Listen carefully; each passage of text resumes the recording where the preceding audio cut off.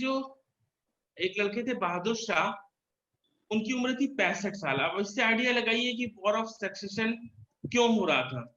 Although जो बहादुर शाह था वो बहुत अच्छा आदमी भी था, ठीक है, लेकिन औरंगजेब की डेथ के बाद वो क्या कर पाया कि वो एम्पायर को संभालने की कोशिश करना उसने स्टार्ट किया। Bahadur Shah followed the policy of compromise and conciliation. तो औरंगजेब ने राजपूतों के साथ, हिंदुओं के साथ, और जैसे आपने देखा सिख अपराइजिंग, सतनाम अपराइजिंग, ये सब जो दिल्ली में हो रहा था, इन सबको उसने सॉर्ट आउट करने की कोशिश करा। वो अगर हम कहें कि औरंगजेब के बाद के सारे शासकों में तो बहादुर शाह शायद सबसे ज्यादा मजबूत रहा होगा, जो बना सकता था या मुगल एम्पायर की डिग्निटी को फिर से मेंटेन कर सकता था, ठीक है। ही एडॉप्टेड मोर टॉलरेंट एटीट्यूड। वो हिंदुओं को, सिखों को, सबको, या हम कहें कि जो अकबर की पीसफुल एग्जिस्टेंस पॉलिसी थी उसको कंटिन्यू कराने का काम करना शुरू किया। उसने अगेन हिंदू राजाओं को, हिंदुओं को और सिखों को, राजपूतों को अलग अलग क्या क्या देना शुरू किया, अलग अलग इंपॉर्टेंट पद देने स्टार्ट किए। जो मंदिरों का डिस्ट्रक्शन औरंगजेब के टाइम में हुआ था, बहादुर शाह ने उसको कंप्लीटली रोक दिया। ये क्वेश्चन यूपीएससी में पूछा भी गया है, याद रखिएगा कि औरंगजेब के टाइम के डिस्ट्रक्शन बहादुर शाह के, जफर के टाइम तक भी कंटिन्यू रहे, नहीं, उस समय क्या किया गया, पूरी तरह से इसको रोक दिया गया।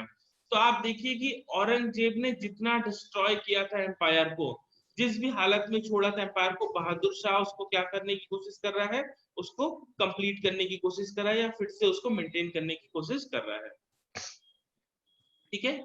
आगे देखिए, लेकिन जो सबसे बड़ी प्रॉब्लम आई कि बहादुर शाह कोशिश तो कर रहे थे कि सब कुछ नॉर्मल हो जाए, लेकिन जो लड़ाई शुरू हो चुकी थी, जिन लोगों का नुकसान हो चुका था, वो अभी भी मुगल एम्पायर के प्रति अपनी लॉयल्टी को मेंटेन नहीं कर पा रहे थे, ठीक है। तो दो चीजें हो रही थी, एक तो वो आपस में भी लड़ रहे थे, जैसे राजपूतों की आपस में भी लड़ाइयां हो रही थी और मुगलों से भी लड़ाइयां हो रही थी। तो बहादुर शाह जफर ने बहुत कोशिश करी थी, बट इसको पूरी तरह से कंट्रोल नहीं कर पाए थे। क्लियर हो गया, क्योंकि ये लड़ाइयां स्टार्ट हो चुकी थी, सबको अपने अपने फायदे दिखने लगे थे, वॉर में अपना प्रॉफिट दिखने लगा था। क्लियर, आगे देखिए, बहादुर शाह जफर ने, जैसे अभी पीछे पड़ा, औरंगजेब के टाइम में सिखों ने, सतनामों ने, जाटों ने, सबने विद्रोह करना शुरू किया था। तो औरंगजेब ने क्या किया कि इन सिखों के साथ भी, सॉरी, बहादुर शाह जफर ने क्या किया, इन सिखों के साथ भी समझौता करना स्टार्ट कर दिया। और ये पॉइंट नोट कर लीजिएगा, ये एग्जाम पॉइंट ऑफ व्यू से भी इंपॉर्टेंट है। और गुरु गोविंद सिंह के साथ एक पीस ट्रीटी करी, और गुरु गोविंद सिंह को मनसब, मनसब इक्विवेलेंट टू गवर्नर, एक मनसब रैंक दिया। क्लियर, तो पूछा जाएगा कि जो सिख रिबेलियन स्टार्ट हुआ था औरंगजेब के टाइम में, उसमें बहादुर शाह ने संधि करी, संधि किसके साथ करी थी, बंदा बहादुर के साथ, गोविंद बहादुर के साथ, तेग बहादुर के साथ। तो सही आंसर क्या है, गुरु गोविंद सिंह के साथ में। और उनको कौन सी रैंक दी थी, मनसबदार, मनसबदार। अब जब गुरु गोविंद सिंह की डेथ हो गई, और तो यहाँ समझौता हो चुका था, देखिए औरंगजेब के टाइम में सिख रिबेलियस हो चुके थे, वो विद्रोह कर रहे थे, और वो सबसाइड हुआ या पीस हुई गुरु गोविंद सिंह के टाइम में। और जब गुरु गोविंद सिंह की डेथ हुई तो उसके बाद ये फिर से स्टार्ट हो गया, ठीक है। और इस बार ये रिवोल्ट स्टार्ट होता है किस सिख लीडर के नेतृत्व, बहादुर, बंदा बहादुर के उसमें। क्लियर, याद रखिएगा, ये इंपॉर्टेंट पॉइंट है कि बहादुर शाह जफर के समय सिख विद्रोह का नेता कौन है, बंदा बहादुर। औरंगजेब के समय सिख विद्रोह का नेता कौन था, गुरु गोविंद सिंह। बहादुर शाह की ट्रीटी किसके साथ हुई, गुरु गोविंद सिंह के साथ में। तो गुरु गोविंद सिंह को बहादुर शाह वन ने रैंक दिया मनसब का, ठीक है। इसी तरह से बुंदेलों के साथ इन्होंने समझौता किया। बहादुर शाह कॉन्सिलेटेड विद छत्रसाल, बुंदेलों के चीफ छत्रसाल कहलाते थे, इनके साथ किया। जाट के प्रमुख चूरामल के साथ किया, ठीक है। इन सबके साथ इन्होंने समझौता किया। जब बंदा बहादुर ने सिख विरोध करना शुरू कर दिया बहादुर शाह के टाइम में, तो छत्रसाल, चूरामल और बहादुर शाह ने मिलकर बंदा बहादुर के विद्रोह को दबाया। बहुत इंपॉर्टेंट पॉइंट है, इसको ध्यान से समझिएगा। फिर से ब्रीफ कर रहा हूं। औरंगजेब के टाइम में गुरु गोविंद सिंह, बहादुर शाह ने गुरु गोविंद सिंह के साथ पीस ट्रीटी कर ली। फिर बहादुर शाह जफर का ही टाइम चल रहा था, लेकिन गुरु गोविंद सिंह की डेथ हो गई। गुरु गोविंद सिंह के बाद जो सिखों का लीडर बना वो बंदा बहादुर बना, और बंदा बहादुर ने फिर से सिख विद्रोह स्टार्ट कर दिया। ठीक है। अब इस बंदा बहादुर ने पीस ट्रीटी का भी वायलेशन किया और ये मान भी नहीं रहा था, इसलिए बहादुर शाह जफर ने छत्रसाल जो कि बुंदेलों के थे, चूरामण जो कि जाट के थे, इनके साथ मिलकर बंदा बहादुर के विरुद्ध एक कैंपेन लड़ा, एक लड़ाई लड़ी, और जिसमें इन लोगों ने मिलकर बंदा बहादुर को हरा दिया। क्या हम कहें कि जो सिख विद्रोह था उसको पूरी तरह से दबा दिया। क्लियर हो गया पॉइंट यहाँ तक? Yes sir. अब आप ऐसे समझिए कि जब औरंगजेब की डेथ हुई थी तो 13 करोड़ रुपए कुछ बचे थे मुगल ट्रेजरी में, 13 करोड़ रुपए समथिंग बचे थे। लेकिन धीरे धीरे इन सब वॉर्स में, इन सब चीजों में इस पैसे का बहुत ज्यादा नुकसान होने लगा। इससे क्या हुआ कि स्टेट की जो फाइनेंस था वो पूरी तरह से क्या होने लगा, खत्म होने लगा। The position of state finance weak होने लगी, कमजोर होने लगी। सबसे बड़ा जो फर्क पड़ने लगा भैया, जब राज्य के पास पैसा ही नहीं होगा तो ग्रांट्स नहीं आएंगी, लोगों को पैसा नहीं मिलेगा, प्रमोशन नहीं मिलेगा। ठीक है, तो ये सब चीजें होने लगी। बहादुर शाह जफर एक ऐसा शासक था जिसके में ट्रेट अकबर, शाहजहां, जहांगीर इन सबके थे। वो अगर थोड़ा उसको समय और मिलता तो हो सकता हो कि वो पूरे मुगल एम्पायर को फिर से क्या कर देता, रीइंटीग्रेट कर देता या मजबूत कर देता, सब कुछ सही कर देता। बट अनफॉर्चुनेटली 1707 में औरंगजेब की डेथ हुई और 1712 में ही इसकी भी डेथ हो गई। केवल 5 साल मिले, 5 साल में इसने बहुत कुछ करने की कोशिश करी, लेकिन बहुत कुछ अच्छा नहीं हो पाया। लीडर बहुत अच्छा था, राजा बहुत अच्छा था, एबल था, विजनरी था। ठीक है। और इसकी डेथ के बाद एम्पायर क्या हुआ, फिर से सिविल वॉर में, एक गृह युद्ध में आ गया। क्यों गृह युद्ध में आ गया? क्योंकि फिर से लड़ाई होने लगी कि अब नया राजा कौन बनेगा, नया किंग कौन बनेगा। इसके लिए लड़ाइयां स्टार्ट हो गई। क्लियर हो गया? जी सर। तो औरंगजेब के बाद कौन आया है? बहादुर शाह बहादुर शाह वन। वन। ठीक है, बहुत इंपॉर्टेंट इसमें पढ़नी। इनकी डेथ कब हो रही है? 1712 में। आगे देखिए, इसके बाद बनते हैं जहांदार शाह। अब यहाँ पे एक अलग पॉइंट है, समझिएगा। अभी तक की जो भी लड़ाइयां थी या जो भी बातें थी वो केवल राजवंश के बीच में थी या रॉयल प्रिंसेस के बीच में थी। जैसे औरंगजेब के लड़के जब लड़ रहे थे ना, तो केवल औरंगजेब के लड़के और उनकी पर्सनल गार्ड या पर्सनल लोग लड़ रहे थे। जो दरबारी थे, जो या और नोबल क्लास था, जो और कोर्ट में मेंबर्स थे, वो लोग इसमें कोई रोल प्ले नहीं करते थे। उनका ये मानना था जो भी राजा बनेगा हम लोग उसका लॉयल रहेंगे। लेकिन जहांदार शाह के टाइम से सिचुएशन बन गई कि जो नोबल्स हैं, जो एलीट क्लास हैं, वो किंग मेकर बनना चाहने लगे। वो चाहने लगे कि हम लोग अपनी पसंद का राजा बनाएं। तो आप ये पॉइंट याद कर लीजिएगा कि अभी तक जहांदार शाह के पहले यानी औरंगजेब के टाइम पे और बहादुर शाह जफर के टाइम पे ये हो रहा था कि केवल रॉयल प्रिंस लड़ रहे थे। लेकिन जहांदार शाह के बाद रॉयल प्रिंस के साथ साथ और नोबल्स या और एलीट क्लास लोग भी इसमें लड़ने लगे। देखिए, after the Bahadur Shah death a new element entered in Mughal politics. ठीक है, क्या था वो? Previously the contest for power had been between royal princes only. पहले किसमें था? केवल रॉयल प्रिंसेस में। और जो नोबल्स होते थे, जो कोर्ट में और लोग हैं और दल हैं, सैयदी हैं, बरेलवी हैं, ईरानी हैं, तुरानी हैं, तो ये सब कोई इंटरफेयर नहीं करते थे। Noble had hardly any interfere to the throne. But अब क्या हो रहा है कि एम्बिशियस नोबल्स, ऐसे राजा, ऐसे नोबल्स, ऐसे ग्रुप जो अपने आप को बहुत पावरफुल बनाना चाहते थे, वो इनडायरेक्टली इस वॉर में इंटर करने लगे और वो अपनी पसंद का राजा बनाना चाहते थे ताकि उसको कठपुतली की तरह चला सके।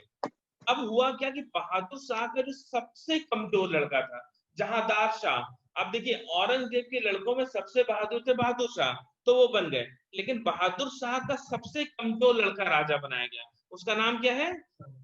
जहांदार शाह। जहांदार शाह। अब क्यों? जहांदार शाह को राजा बनाने में जो किंग मेकर की रोल निभाया, वो निभाया किसने? जुल्फिकार खान। जुल्फिकार खान। जुल्फिकार खान ने डायरेक्टली सपोर्ट करके जहांदार शाह को, जुल्फिकार खान उस समय का एक पावरफुल नोबल था, पावरफुल ग्रुप था, तो उसने सपोर्ट करके किसको बना दिया? जहांदार शाह को। जहांदार शाह एक बेकार किस्म का राजा था, राजकुमार था, जिसको केवल प्लेजर में रहना, केवल आनंदित रहना, शराब पीना, और आप बाकी सब राजाओं के शौक जानते ही हैं, वो सब करना आता था।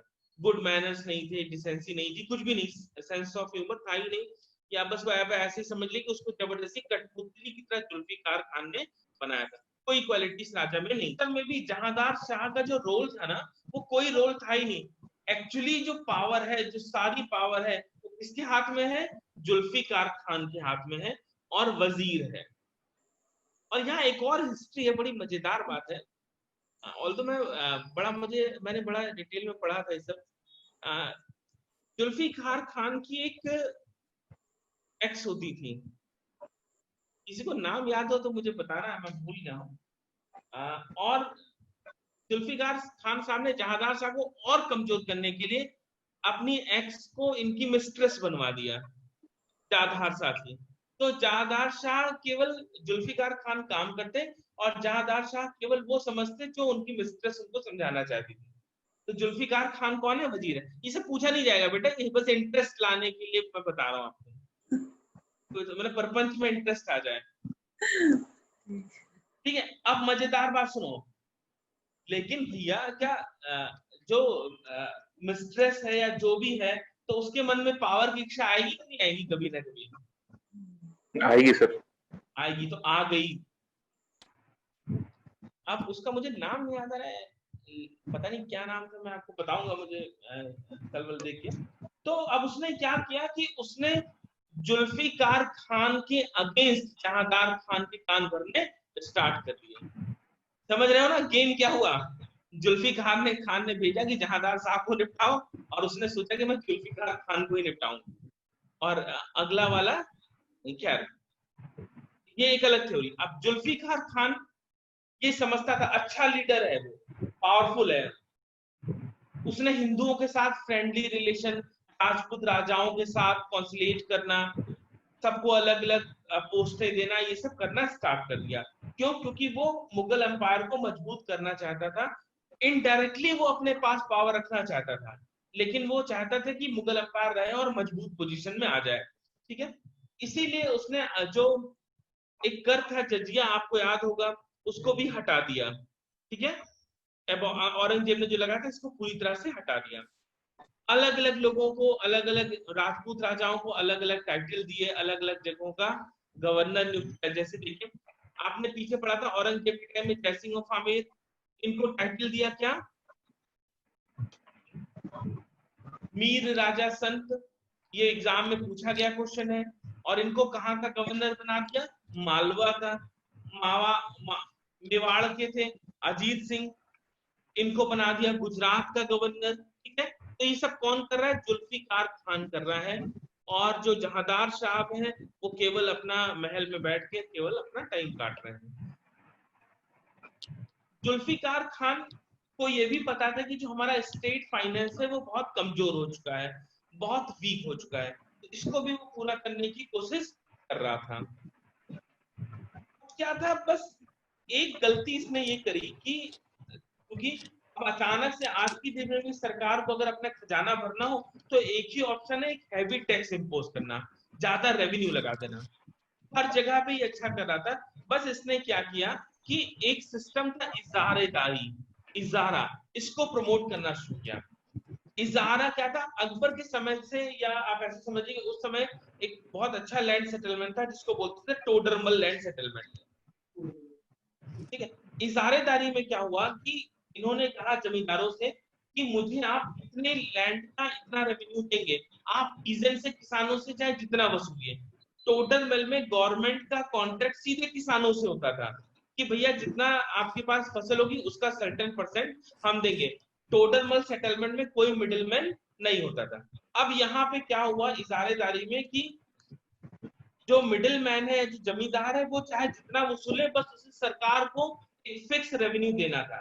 तो इसमें किसानों का शोषण होना स्टार्ट हो गया, किसानों के साथ प्रॉब्लम होनी शुरू हो गई। अब दूसरी बात देखिए, राजा तो राजा, लेकिन राजा का एक नोबल जुल्फिकार खान पावरफुल हो गया और नोबल्स और जो दल है मुगल साम्राज्य में वो पावरफुल नहीं हुए। तो और जो लोग हैं वो उनसे क्या करना स्टार्ट कर देंगे, जलना स्टार्ट कर देंगे। तो धीरे धीरे जुल्फिकार खान से सैयद ब्रदर्स, तुरानी, ईरानी सब लोग गुस्सा रहने लगे या एनी हाउ चाहते थे जुल्फिकार खान को हटा देना। ठीक है, अब जुल्फिकार खान को हटाने के लिए क्या क्या करा जा सकता है। सबसे पहला काम वही कि किसी तरह से जहांदार साहब के कान भरना स्टार्ट करो कि तो अब सब जाते थे बताते थे साहब नमस्ते और हम आए हैं और आज तो जुल्फिकार खान कह रहा था जहांदार साहब तो पागल है, वो तो कुछ कर ही नहीं पाएगा। पॉइंट समझ आ रहा है ना। तो सब लोग मिलकर धीरे धीरे इस वजीर के खिलाफ, वजीर जो प्रैक्टिकली अच्छा काम कर रहा था, जहांदार के कान भरने लगे। और जहांदार साहब को कुछ समझ में तो आता नहीं था, वो कुछ कर भी नहीं सकता था, लेकिन धीरे धीरे उसने क्या किया कि जुल्फिकार खान के अगेंस्ट काम करना स्टार्ट। ठीक है, इसके बाद जुल्फिकार खान की पोजीशन इतनी मजबूत थी कि जहांदार साहब इसका कुछ कर नहीं पाए। लेकिन 1713 में कितने साल बीते जरा ध्यान से देखो, 12 में डेथ हुई थी जहांदार साहब की। Yes sir. और अभी क्या चल रहा है 1713। 13। इतने एक साल के अंदर ही एक और ग्रुप बना सैयद ब्रदर्स, ये नाम याद रखना। ठीक है, क्या नाम है, सैयद। एक और दल आया सैयद ब्रदर्स। दो मेन लोगों को कहा जाता है, अब्दुल्ला खान और हुसैन अली खान। इन दोनों को हम लोग हिस्ट्री में किस नाम से जानते हैं, सैयद ब्रदर्स के नाम से जानते हैं। इन दोनों ने मिलकर जहांदार शाह को हटा दिया। ठीक है, और जनवरी 1713 में सरदार जहांदार शाह का भी नाम मिट गया। अब सैयद ब्रदर्स ने अगला लीडर जो बनाया या जो अगला नेता बनाया वो किसको बनाया, फर्रुखशियर को बनाया। अब जरा इस क्वेश्चन को ध्यान से देखिए, जुल्फिकार खान, जहांदार शाह, बहादुर शाह जफर, हुसैन अली खान, फर्रुखशियर, ठीक है, हुसैन अली खान, इनमें से कौन सा मैच सही नहीं है।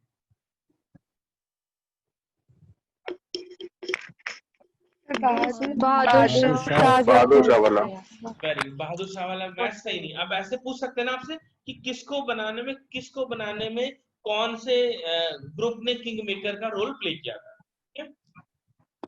तो फर्रुखशियर किसकी हेल्प से बने, सैयद ब्रदर्स। और सैयद ब्रदर्स कौन कौन है, अब्दुल्ला खान और हुसैन अली खान। बाद में क्या हुआ, जब फर्रुखशियर को राजा बनाया तो जुल्फिकार खान वजीर से भी हट गए। अब नया जो वजीर बने वो कौन बने, अब्दुल्ला खान बने। और वजीर के इक्विवेलेंट ही एक पोस्ट है नूर बख्शी, ये कौन बन गए, ये बन गए हुसैन अली खान बरहा। इनका पूरा नाम है हुसैन अली खान बरहा। क्लियर, तो ये दोनों बन गए। अब देखिए फिर से वही हुआ, फर्रुखशियर तो बन गए नाम मात्र के लीडर, फर्रुखशियर बन गए नाम मात्र के लीडर। ठीक है, लेकिन जो रियल कंट्रोल है वो किसके हाथ में रहेगा, सैयद ब्रदर्स के नाम पे रहेगा। ठीक है, सैयद ब्रदर्स के पास सारा कंट्रोल आ गया और फर्रुखशियर जो है वो केवल नाम मात्र का लीडर बन गया। अब देखिए समझिएगा ध्यान से, फर्रुखशियर एक वीक किंग तो था, लेकिन वो नहीं चाहता था कि सैयद ब्रदर्स को free hand they.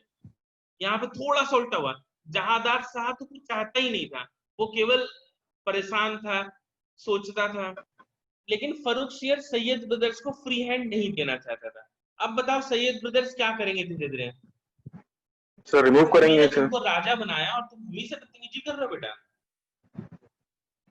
They will conspire him and then sir remove करेंगे, हटाएंगे। अब देखो इन्होंने यही किया, हटा दिया।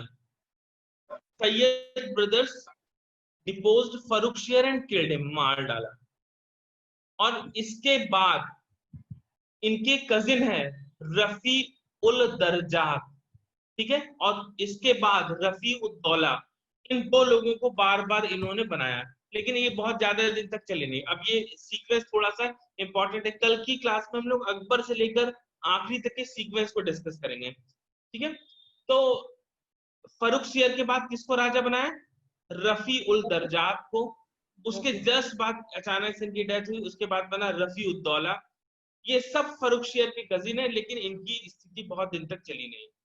फर्रुखशियर को जो इन्होंने मर्डर किया सैयद ब्रदर्स ने, ये बात कुछ लोगों को समझ में नहीं आई, कि आम जनता को भी समझ में नहीं आई। अभी तक क्या हुआ था कि किसी नोबल ने किसी राजा का मर्डर नहीं किया था, लेकिन फर्रुखशियर का मर्डर किसने कर दिया था? सैयद बंधुओं ने कर दिया था। तो ये बात जनता को समझ में नहीं आई, और जनता या और अलायंस धीरे धीरे फर्रुखशियर से चिढ़ने लगा। अब देखिए, सबसे पहले फर्रुखशियर बनाया सैयद ब्रदर्स ने, इसके बाद रफी उल दरजात को बनाया, रफी उद्दौला को बनाया, इसके बाद फिर बनाया किसको? मोहम्मद शाह को बनाया। तो अब अगर हम देखें कि बड़े कम समय में इन्होंने 4 मुगल एम्परर को बनाया, ठीक है, फर्रुखशियर के 3। इसीलिए सैयद ब्रदर्स को मुगल हिस्ट्री में हम लोग बोलते हैं किंग मेकर। पूछा जा सकता है कि मुगल काल में किंग मेकर किसे कहा जाता था, तो किसे बोल रहे हैं हम लोग? सैयद ब्रदर्स को बोलते हैं।